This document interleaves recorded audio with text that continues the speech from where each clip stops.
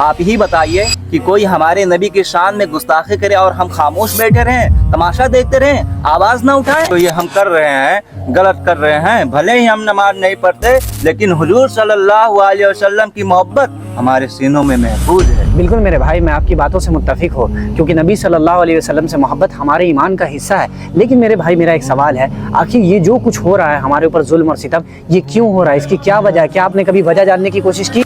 आपको नहीं मालूम, आज हमारी मस्जिदें गिराई जा रही हैं, मदारिस गिराए जा रहे हैं, वक्फ की ज़मीनें छीनी जा रही हैं, हुजूर सल्लल्लाहु अलैहि वसल्लम के नाम लेने से जेल में डाल दिया जा रहा है। कल हमें नमाज पढ़ने से रोक दिया जाएगा। क्या हम खामोश रहें, आवाज़ ना उठाएं? जी मेरे भाई, मैं आपकी बातों से मुत्तफिक हूँ, लेकिन हमें ये देखना चाहिए कि आखिर ये सब नौबत क्यों पेश आ रही है। अल्लाह सुब्हानो व तआला ने कुरान मजीद में फरमाया, इन्नल्लाह ला युगय्यिरु मा बिक़ौमिन हत्ता युगय्यिरु मा बिअनफुसिहिम, कि अल्लाह सुब्हानो व तआला किसी कौम की हालत उस वक्त तक नहीं बदलता जब तक कि वो कौम खुद अपनी हालत ना बदल दे। भाई, ये सब जो भी मामला पेश आ रहा है, इसकी कहीं ना कहीं एक बड़ी वजह ये भी है कि हम लोगों ने इत्तिबाए रसूल को छोड़ दिया है, और कुरान मजीद की जो तालीमात जो अल्लाह सुब्हानो व तआला ने बताई है, उस तालीमात को हमने पीछे कर दिया है, जिसका नतीजा आज हमारे आंखों के सामने है। मेरे भाई, अगर हम कुरान मजीद की तालीमात को और नबी सल्लल्लाहु अलैहि वसल्लम की हदीस को सबसे पहले प्रायोरिटी देते हैं, तो आज ये सब कुछ भी नौबत नहीं आता जो आज हमारे सामने आया है। आज ये जो कुछ भी हो रहा है, ये कहीं ना कहीं हमारे हाथों के करतूतों का नतीजा है। जैसा कि अल्लाह सुब्हानो व तआला ने कुरान मजीद में दूसरी जगह फरमाया, मा असाबकुम मिन मुसीबतिन फबिमा कसबत अयदीकुम,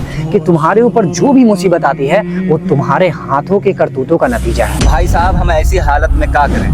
जो कर रहे हैं वो भी ना करें, खामोश हो जाए, सब कुछ बंद कर दें? हालात चाहे कुछ भी हो मेरे भाई, हमें इस्लाम के दायरे में रहकर ही काम करना होगा। अगर हम अल्लाह उसके रसूल के फरमान को छोड़कर कोई और तरीका अपनाएंगे तो हमें अल्लाह की मदद भी हासिल नहीं होगी, क्योंकि हम अल्लाह उसके रसूल के फरमान को छोड़कर किसी भी मैदान में उतरेंगे तो हम नाकाम रहेंगे। जैसा कि अल्लाह सुब्हानो व तआला ने कुरान मजीद में फरमाया,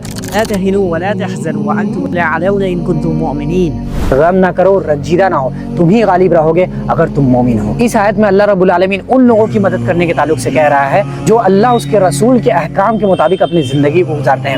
मेरे भाई, जिस तरह अल्लाह रब्बुल आलमीन ने सहाबा इकराम की मदद फरमाई थी, वो तादाद में बहुत कम थे, लेकिन अपने से कई गुना ज़्यादा तादाद वालों पर गालिब आ जाया करते थे। कैसे मेरे भाई? आज हालात कुछ भी हो, हमें अल्लाह उसके रसूल के मुताबिक ही अपनी ज़िंदगी को गुजारना होगा, और हमें हर फैसला अल्लाह उसके रसूल के मुताबिक ही करना होगा, तभी हमें अल्लाह की मदद भी आएगी। क्योंकि अल्लाह रब्बुल आलमीन का फरमान है, वकाना हक्कन अलैना नस्रुल मुमिनीन, कि मोमिनों की मदद हम पर लाजिम है। अगर हम चाहते हैं कि अल्लाह रब्बुल आलमीन हमारी मदद करे तो हमें रसूल की अताअत करनी होगी। मेरे भाई, हमें अपनी ज़िंदगी को नबी सल्लल्लाहु अलैहि वसल्लम के मुताबिक और अल्लाह सुब्हानो व तआला ने जो तालीमात कुरान मजीद में बताई है उसके मुताबिक गुजारना होगा। चाहे किसी भी मैदान में हो, हमें अल्लाह उसके रसूल की तालीमात को मुकद्दम करके किसी भी मैदान में उतरना होगा, तभी हमें अल्लाह की मदद आएगी।